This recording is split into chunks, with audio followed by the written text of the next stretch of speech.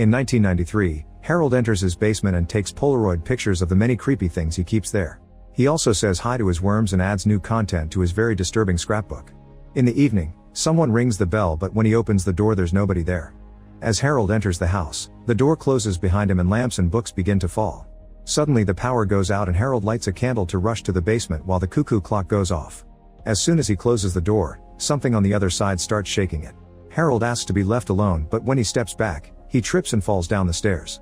The candle falls too and the flames begin spreading through the basement until they explode. In 2023, Allison shows her boyfriend Isaiah and her friend James that someone altered the video invitation she made for her upcoming Halloween party. Meanwhile, Nathan arrives at Harold's old house, which is being renovated. After startling Isaiah's father and builder Ben, Nathan explains he's inherited the house. When he says he wants to check out the basement, Ben informs him that the door is stuck. Nathan tries to pry the door open but ends up injuring his hand instead. While Ben takes him to another room to get stitches, Nathan's blood moves like a worm and enters the keyhole, finally opening the basement door. The next day during an important test, the principal's daughter Margot carefully leans away from her desk to let Isaiah copy the answers. After class, Allison tells them that her harasser sent the video invitation to her parents, who made her delete it to cancel the party. However, Isaiah thinks they just need a new venue. That night, Isaiah, James, and Allison go to Harold's house. Since Ben always uses the same code at work, Isaiah can open the lock and they easily get inside. The friends try on their costumes and some lights, only for the power to go out.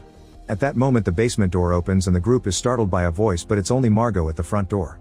After explaining he invited her, Isaiah goes to the basement to look for the fuse box. As he looks around he's startled by a face, but it turns out to be just a mask. When Isaiah picks up Harold's camera, the basement door slams closed. The other teens panic but can't open it. Suddenly the door opens again and pushes James, causing him to hit his head against the cuckoo clock. The door closes again and the trio worries about the weird noises, gasping when something comes out. It's just Isaiah, who takes a picture with the old camera. At that moment the power comes back, however Isaiah admits he never found the fuse box. Moments later the party is in full swing. Lucas shows Margot some strange worms he found around and eats one. Allison is angry that Isaiah invited Margot and storms off. At that moment Nathan finally shows up and kicks them all out, threatening to call the cops if they don't leave. All the teens run away and some of them take a shortcut through the forest. Isaiah can't find Allison and tries calling her, but he's sent to voicemail. In the woods, Allison is lost and asks a stranger in the shadows for directions, but there's no answer. Allison walks in the opposite direction only to find the stranger again, who starts chasing her. Near the house, Isaiah hears Allison scream and goes looking for her. In the forest Allison bumps against the figure, who turns out to be Harold. His body suddenly starts burning down and Allison steps back, only to trip and roll down the hill. At that moment Isaiah finds her and helps her go home, but he doesn't see Harold. The next day at school Nathan enters the cafeteria to return Isaiah's bag and announces he's the new English teacher. Isaiah gets nervous but Nathan tells him they can start over and forget about the party. Afterward Isaiah finds two pictures in his bag, one of scared Allison, and one of scared Margot. Meanwhile Margot is using the vending machine when she sees Harold in the hallway. The machine changes the snack choice and Margot eats it without checking while all the students leave their classrooms, causing her to lose sight of Harold. Suddenly Margot starts having an allergic reaction and Isaiah arrives just in time to take an EpiPen from her bag and inject her to save her. After the nurse arrives, Isaiah looks at the picture again and realizes it matches Margot. A terrified Isaiah runs to show the pictures to James, telling him that the camera is haunted. James doesn't believe it and takes a picture of his friend to prove it's harmless, but leaves without looking at it. When Isaiah looks at the picture, he sees himself in his uniform with a wound on his arm. Later Isaiah tries showing the picture to Margot, but the image disappears. He's convinced Margot and Allison were attacked by the curse and he's next. Margot is tired of Isaiah always talking about himself and leaves. A furious Isaiah goes home and smashes the camera before lighting it on fire. In the evening Isaiah's team is having a wonderful match. However, during halftime Isaiah opens his locker and finds the camera. Getting scared, he asks his teammates to protect him. When the match continues, Isaiah hesitates to play and is shocked to see a player transforming into Harold. When he asks the referee for time, he discovers the man has also become Harold. The field catches on fire but nobody seems to notice except for Isaiah and Lucas' mother Nora. The hallucination makes Isaiah think the ball is melting in his hands while the crowd is confused to watch him stand there doing nothing. Soon Isaiah thinks all the players have become monsters and are chasing him, so he finally starts to run. Nora screams they should stop the game but she's ignored. During the chase Isaiah falls to the ground and thinks the monsters are going to eat him, but the hallucination finally ends and he sees it's just his family and friends. His arm is broken so they take him to the hospital, where he learns recovery will take from around 8 months. This means he'll miss the scholarship window. At that moment Nora shows up and tells Ben she saw Harold. She thinks he's come back to make them pay for what they did to him by attacking their children. When Isaiah is released, Margot visits him to apologize for the other day. She asks him what he saw on the field, but Isaiah tells her to stay out of this. At Harold's house, the fireplace goes off and Nathan hears a door opening. Harold appears nearby and becomes smoke to enter Nathan's mouth, possessing him. Going back to the day of the party, Isabella spends her morning using a troll account to insult her classmates online. When she goes to school, she tries talking to a few people, but even teachers ignore her. Lucas bumps into her while skating downstairs, saying he didn't even notice her. Tired of being treated like this, Isabella uses her troll account to insult people online again. Allison also crashes against her and doesn't apologize, so when Isabella overhears her talking about a party, she sends the invitation to Allison's parents. Later at home, Isabella sees a post on social media announcing the party has been moved and her brother Alan convinces her to go. During the party, she hears someone calling her from the basement. She goes downstairs and finds the mask, which tells her she deserves to be seen, so she should put it on. Isabella does so and returns to the party feeling more confident. Everyone turns around to look at her and she even dares to get close to Isaiah. After the party, Isabella goes home and panics when she can't take off the mask. Luckily she manages to do it after some pulling, but doesn't notice that the mask changed its expression. The Monday after the big game, Isabella is getting ready for school and the mask tells her to take it. Nathan finally wakes up after being asleep the whole weekend and blames it on the alcohol. He also has trouble walking. When he realizes it's Monday, he rushes to the school. In the corridors he keeps crashing and falling because Harold wants control of his limbs. He tries hiding in the bathroom and sees Harold in the mirror asking him to find someone. Then Harold takes control of the body. Meanwhile, Isaiah asks Isabella for her recording of the match. While Isaiah watches the game for clues, Isabella hears a commotion outside and rushes to find Lucas climbing the bleachers. He ignores her warnings as he jumps to hold on to her drone and ends up crashing on the ground. Afterward, Principal Colin makes Lucas apologize to Isabella and the mask tells her he's a liar. Lucas offers to give them $5 a week until the drone's paid for, but the mask convinces Isabella not to accept the offer. She points out the drone is expensive and he'll never make that much money before getting aggressive and throwing some insults. When Colin tries to calm things down, Isabella tells him off too. At that moment she snaps out of it and apologizes for her attitude. She accepts the $5 a week and storms off. Since Isaiah doesn't find anything weird in the video, he goes to the changing room to find the camera, but it isn't there. Suddenly he's startled by Nathan blowing a whistle and claiming he's practicing to be a referee. He asks Isaiah a bunch of questions about Ben while acting very strangely. At the cafe, Nora can't stop thinking about the incident during the big game. Nathan comes in and while making his order, Nora learns he's living in Harold's house. When Nora turns around, Nathan disappears from behind the counter and reappears next to her, claiming he's just grabbing his food. That night Nora tries talking to Isaiah, but Ben interrupts them and sends Isaiah to his room. Nora tells Ben that Harold's ghost broke Isaiah's arm, but Ben doesn't believe her and sends her away. At that moment Margot walks by, so Nora gives her a picture of Harold and asks her to check if Isaiah recognizes him. Minutes later Margot shows the photo to Isaiah, who recognizes the boy from the field and finally tells his friend what he saw. Margot explains she did some research and confirms that's Harold, the boy that died in the house fire. This means Nora knows something. Meanwhile, Isabella's grounded for taking her father's drone without permission. Alan shows Isabella that Lucas has uploaded a video of his drone trick and the mask keeps offering his help in whispers only she can hear. Outside the cafe, Lucas is practicing his skating tricks and falls. Isabella shows up wearing the mask to throw the skateboard at him, making him fall again. Lucas grabs the skateboard to defend himself, but Isabella breaks it and starts beating him with the resulting parts. Then she throws Lucas against some trash cans before the mask takes over her head to become a full goblin. Suddenly the creature is hit by Isaiah and Margot, so it runs away. In the middle of the night Alan hears some noises and goes downstairs to find the goblin trashing the kitchen.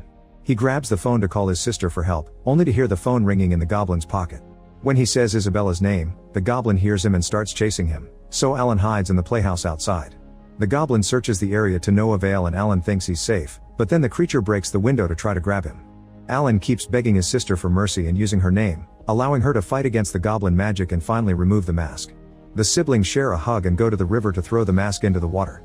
After they're gone, Nathan shows up to look at the same spot. The next day Ben gathers the other parents so they can have a talk with Nora, who insists Harold is back and he's coming after their kids. However, nobody believes her. Meanwhile, Isabella plays pool with James and accidentally hits him with a ball, causing him to explode like a slime. The story then shows the night of the party again. After hitting his head against the cuckoo clock, James keeps feeling pain, but he refuses to go to the hospital. During the party he tries flirting with Sam, but it doesn't go well, so he decides to leave. When he crosses the door, he walks through an invisible field that sends him back to the moment he hits his head. He can predict what his friends are about to say and concludes he's in a time loop, but the others don't believe him. James tries leaving the house through every door and every window, but he's always sent back to the same moment. Eventually he gives up and sits to accept his fate. He's approached by Sam, who offers some comforting words. This time James asks him about his favorite soccer team and searches for information online before time restarts. During the next loop, James impresses Sam with his soccer knowledge and they end up kissing. Sam invites him to go somewhere more private, but before leaving, James stops the cuckoo clock. On his way out, he's happy to notice there's no force field and time keeps passing normally. The next morning James is grabbing breakfast when he's suddenly surrounded by dozens of copies of himself. It turns out that every time he used the portal, a clone was born. When James tries to run away, the copies cover his head with a bag and drag him to the old mine. At school, a clone tells Allison that there may be something between Isaiah and Margot. Then he misses a date with Sam, which triggers a fight. Later during the pool match, Isabella screams at the goo explosion and all the adults rush in to check on them. Isabella tells them James exploded, but another clone has appeared on the same spot and pretends the goo was a prank. A terrified Isabella says this isn't James and gets ready to defend herself, but her mother takes her away. That night Isabella sees a clone in her garden asking her to keep the secret. The next day after class, Isaiah and Margot call James out for not returning their texts. They try to tell him about the goblin and the camera, but clone James pretends he doesn't believe them and says Isaiah invented the camera story to cover he's bad at football. Suddenly this James explodes like slime because Isabella hits him with a bat. Afterward the three teens share their stories and Isabella even confesses she was the goblin. Since both the camera and the mask came from Harold's house, they think that what's happening to James is connected to that place too. Meanwhile the real James wakes up in a dark pit and finds some abandoned tools. He moves some pieces of wood to create a ladder, but when he tries to climb it, it crumbles and he falls. At Harold's house, Nathan is tidying up while dancing to some music. It's revealed he's retrieved the mask and that he eats worms for breakfast. When the CD starts skipping, he destroys the music player with a stick. At that moment Colin rings the bell because he's heard some ruckus, but Nathan swears he's fine and invites him in. They discuss the kids that broke in to throw that party and Nathan uses the chance to ask more questions about their parents. Isabella, Margot, and Isaiah wait outside James' house until a clone comes out and they follow him to the mine. They also follow him into the tunnel only for the clone to turn around and announce it's a trap. A mine cart starts chasing after them, so the trio runs to the entrance, where a bunch of clones are waiting. Another James appears behind them claiming to be the real one to guide them into another room, where one more James shows up to tell them their guide is also a clone. The boys argue over who is the real one and Isaiah decides to hit the guide with a piece of wood, which kills the slime. However, the other James admits he isn't real either before more clones show up. The trio tries to run away, but Isaiah is captured with a bag and thrown into the pit. James is happy to see him until Isaiah hits him in the head with a rock to confirm he's the real one. An argument ensues because James can't believe Isaiah can't tell his real friend from a copy. The fight is interrupted when the girls arrive through another tunnel. Now the friends can escape together, but as they run out a door closes and splits the group again. 6 clones immediately surround them, so Isaiah and James work together like the old times and fight the copies, making them explode one by one. Afterward the 4 friends go to the cafe to feed James. Margot calls her mother Sarah to ask if she knows anything about Harold. Sarah tells her not to talk to anyone about that and hangs up.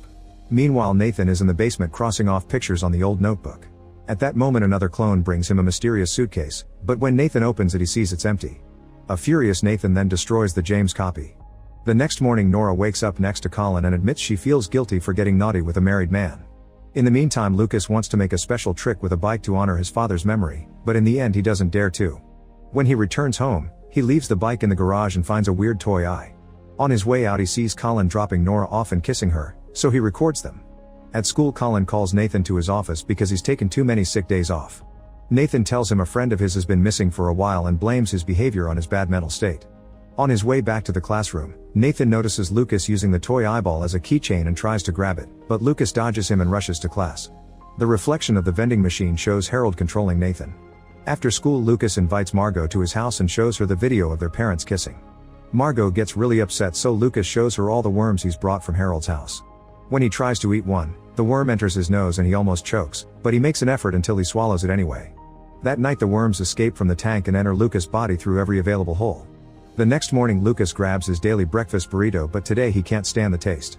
Instead he ends up eating trash from the cafe's bins.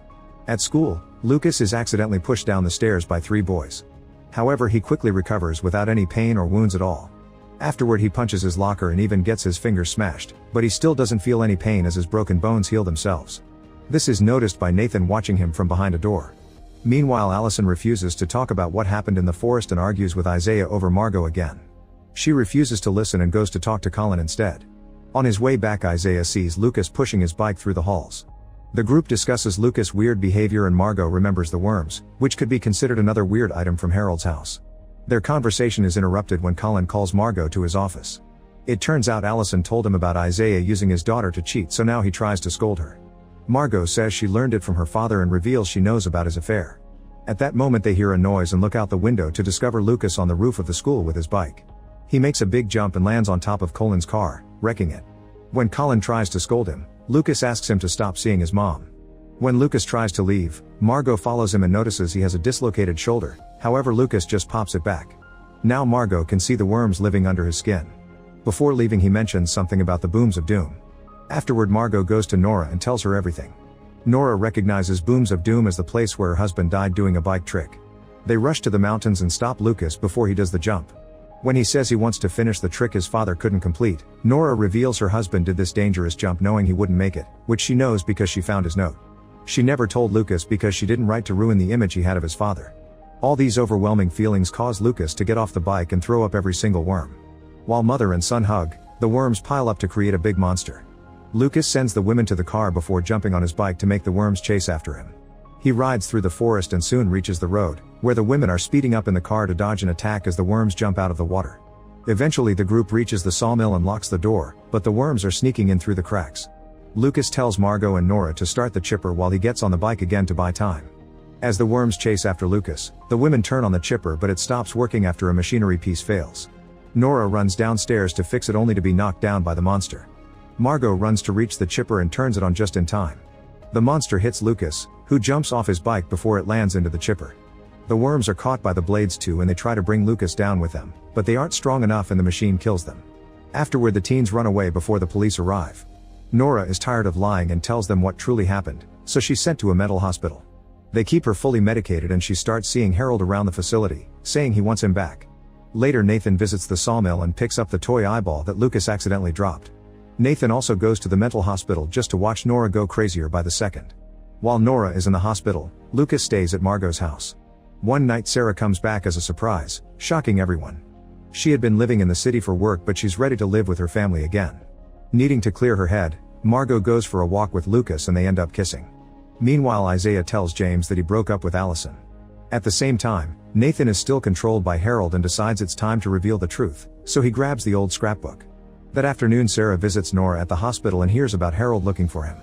After the visit is over, Sarah is surprised to bump into Colin, who takes her home to have a serious talk. He confesses the affair so it's finally time for them to break up. A crying Sarah takes a moment to have a breakdown in the car before visiting Nora again to tell her she's not crazy, they're just giving her medicine to make her think so. She advises Nora to stop taking that medicine and swears she believes her. After Sarah leaves a nurse brings Nora her medication, so Nora only pretends to swallow it. At school Nathan gives Margot the scrapbook, saying he randomly found it in the basement and her mother may be interested in it. As Margot looks at its contents, she finds old pictures of parents during their school days and has a vision of Harold taking photos of a young Ben and Sarah. After she snaps out of it, she notices a page that says in the dark room and rushes there. She has another vision showing her that Harold and Sarah used to be friends. Margot gathers her friends at the school stage to show them the scrapbook and the visions. They start to argue about whether it's too dangerous to use it since all the items they got from Harold's house so far have equaled trouble. Lucas thinks it should be Margot's decision, so she opens the scrapbook to have another vision. Young Harold is telling Sarah that he's scared because someone's trying to hurt him but he can't explain how. When Sarah tries to leave, Harold grabs her hand and tries to force her to stay, which terrifies her into running away. Suddenly the Harold in the vision looks at Margot and says she can't leave either. The book's pages move on their own and Margot's friends freak out when they notice her eyes changing. Since Margot won't react to their words, Isabella slaps her but it doesn't work either. They notice the book now shows Harold's house and conclude Margot needs the right location to leave the vision. The group pushes her through the corridors to get to the car. In the vision, a burnt Harold drags Margot to his house to watch the night of the fire. Ben, Sarah, and the other parents appear outside the basement after Harold locks himself up. Suddenly Margot takes Harold's place on the stairs, so she falls and causes the fire. The smoke is starting to get her but at that moment her friends show up in the vision to save her. They all run outside and watch their parents coming out of the house with a mysterious suitcase. Before they can go back to save Harold, the explosion happens. The parents wonder if they should call the police but they agree they would blame for this so they leave with the case. The teens then return to reality and wonder if their parents are killers. Nathan interrupts them to invite them in, promising to tell them everything. When the group goes inside, they notice Nathan has the suitcase so he begins telling the story. In 1925 in New York City, Nathan's grandfather Ephraim is failing to impress the audience with his magic tricks. He decides to buy something new and hears a voice at the store telling him to get an old suitcase. When he gets home, he shows his wife the contents of the suitcase. It's a puppet named Slappy. Inside the toy's clothes he finds a card with 6 weird words that he reads aloud. After Ephraim turns around, Slappy moves on his own. The first time Ephraim acts with Slappy, the audience hates it at first. However, Slappy starts talking with his own voice and insults Ephraim, which makes everyone laugh. The act becomes a success and soon there are big crowds in theaters to watch it. Ephraim's wife says he doesn't spend time with his family anymore, but Ephraim says he chooses Slappy. 35 years later their shows aren't successful anymore. The theater owner recommends booking a clown as an opening act, but Ephraim refuses. After the man leaves, Slappy orders Ephraim to deal with him. When the owner comes back, Slappy tells Ephraim to use the spell. Ephraim repeats the words from the card and kills the man by transforming him into a puppet. Sometime later Ephraim pays 2 men to steal a coffin that says Kandu from a mausoleum. He finds a card inside and reads it, which shows him a vision of a building burning down. Ephraim realizes Slappy has been using him to commit crimes, so he locks him up inside the case. 2 weeks later Ephraim moves to the house and hides the suitcase in a hole in a wall. In 1993 Ephraim dies, so his granddaughter moves in with her husband and her son Harold, who can hear a voice through the basement wall. On Harold's first day of school, his dad gifts him a camera. At school he joins the photography club and meets members Nora and Sarah. Every day he works with them, his crush on Sarah works. One day, Harold is invited to a party by Sarah at Ben's place. Harold is excited about it, but in the end he is too shy to go. A frustrated Harold throws an object at the wall and accidentally breaks an old brick, allowing him to find the suitcase. He also finds the card in the puppet's clothes and reads them before leaving, unaware of the puppet's eyes moving. At school Harold tries to join the drama club with his Slappy act. It doesn't go well at first, but when Slappy starts talking and insulting, everyone loves it. One afternoon Nora finds Slappy telling Harold that he can't trust Sarah. She storms out to find Sarah and tell her what she saw. The next morning Harold's parents say they heard him talking to his doll all night and want him to leave it at home. Harold snaps and yells at them, so his father takes the suitcase from him before sending him to school. Then the couple throws Slappy into the fire, but the puppet won't burn. Harold catches them red-handed and freaks out, so they have to hold him down. Slappy tells him to use the spell, thus Harold repeats the mysterious words, transforming his parents into puppets. During the school talent show, Harold and Slappy try their new act. Slappy starts insulting his friends using all their secrets, so the teacher has to get them off the stage. The friends confront him after the show, but Harold just tells them they don't understand the plan that is in motion. After Harold leaves, Nora points out it's the puppet's fault and they agree to steal it. On the night of the fire, the group creates all the distractions that make Harold think something weird is happening. Ben steals Slappy and the puppet insults him as the power goes out. The group tries to get Harold out of the basement, but the door is stuck and the smoke is starting to come out, so they have to leave the house. Outside, Slappy forces the suitcase open and tells them it's not over. Ben immediately breaks it into pieces and locks him in the suitcase again. Nora can sense the puppet won't burn, so they agree to bury him and never talk about this again. In the present, the teens ask Nathan how he knows all this and his body changes to reveal he's Harold possessing Nathan. Suddenly he disappears and the group runs to the door, which is locked. Isaiah and Lucas force it open only to find an empty abyss on the other side. It turns out the real teens are sitting on the couch with black eyes because they're trapped in the scrapbook. Nathan is using their phones to text their parents saying they'll spend the night at a friend's house. At the mental hospital, Nora goes to see Victoria, who is the boss here and Isabella's mother. Nora reveals she hasn't taken the medicine and her mind is clear now, so they can't keep her locked up any longer without her consent. After Nora leaves, Victoria texts someone to tell them about it. In the elevator, Nora finds Nathan and notices Harold's reflection on the doors. He demands to know where Slappy is, but at that moment the elevator stops on another floor and Nora runs away. Later at home, Nora searches the bag where she keeps Slappy. Colin finds her and wants to hang out, but Nora leaves alone in her car, unaware someone is following her. Feeling confused, Colin goes to ask Ben for relationship advice and mentions the bag with the doll, which shocks Ben and causes him to rush out of the house. At Harold's house, the teens try all the doors and windows to no avail. Suddenly they hear some steps and think it's a monster, so they get ready to defend themselves. However, it's the real Nathan, who is stuck in the scrapbook as well. At that moment, Isabella notices a light coming from under a door. They take a peek and find the same infinite abyss, but this one has a light in the middle. Using some drapes, they make a rope long enough to send Isabella down to reach the light. She's surprised to discover the light is their high school in the 90s and follows the sound of creepy laughter to the stage. The public is all puppets laughing, so a terrified Isabella runs back to the rope. The group starts pulling her out. At the same time, Harold rips off the school page from the scrapbook, causing the school setting to crumble. As the group keeps on pulling, they accidentally slip and Nathan hits his head against the wall, allowing him to return to his body. Harold quickly catches on and sends him back to the scrapbook, where the drapes are about to break. Thankfully, the teenagers are strong enough to save Isabella just in time. Meanwhile, Ben and James' mother Eliza go to the old mine. Ben descends into the pit and confirms Slappy is gone. At that moment a James clone appears and drops the rope so Ben can't climb out. Next the clone goes after Eliza and she notices this isn't her real son. When he tries to attack her, Ben appears behind him to stop him, but the clone is stronger and starts choking him. Eliza grabs a piece of wood and hits the fake James on the head, making it explode into slime. In the sketchbook Nathan asks the teens to punch him, which effectively sends him back into his body. After Harold sends him back, the group comes up with a plan. Nathan must recover his body long enough to write their escape on the scrapbook. Nathan gets punched again and discovers he's been following Nora, but when he tries to talk to her Harold stops him and sends him back again. During the next try Nathan manages to grab the scrapbook and Harold fights him for control, so they accidentally throw the scrapbook into a puddle. The house in the book starts melting and the teens are sent to different pages. When they reach the basement, they find Harold's parents trapped there too. Nathan continues to fight Harold over the body and after lots of struggle, Nathan manages to win. He draws an exit on the page and the teenagers can finally leave both the scrapbook and the real house. Unfortunately Nathan is sent back to the illusion when Harold regains control. Eventually Nora makes it to a cabin in the mountains and seals Slappy's mouth with tape to shut him up. When the teens arrive at the mountains too they're shocked to find Nathan's car in the middle of the road and footprints on the snow. Lucas, Isaiah, and Margot follow the footprints while James and Isabella stay in the car. Harold makes it to the cabin and sees Nora leaving, so he starts chasing her. She immediately gets in her car and Harold begins breaking the windows. Nora retaliates by speeding up and turning the car to throw him off. After this trick her car won't move so she must continue on foot. Harold wants to follow her and ignores the pain in his injured leg to get moving. The chase continues through the woods and Nora hides behind a tree. When she can't see or hear Harold anymore she tries to leave, only for Harold to jump on her from his hiding spot. He tries to grab the bag so Nora kicks him off to run again. By the road, James and Isabella are surprised to see Eliza arrive with Victoria, Ben, and his wife. They agree to work together and join the search. Minutes later it starts to snow. Nora can hear Lucas calling for her and runs to his side, only to discover it's Harold imitating her son's voice. They fight over the bag again and this time Harold wins it while Nora falls down a ravine. Harold puts back the missing eye and removes the tape so Slappy can be active again. Meanwhile Lucas' team is having trouble moving since the snow makes it hard to see and they don't notice Isaiah is missing until it's too late. He's fallen off the edge of a cliff and is holding on to some roots. Lucas and Margot search for him and find an unconscious Nora instead. The bag is empty and Harold and Slappy aren't anywhere to be seen.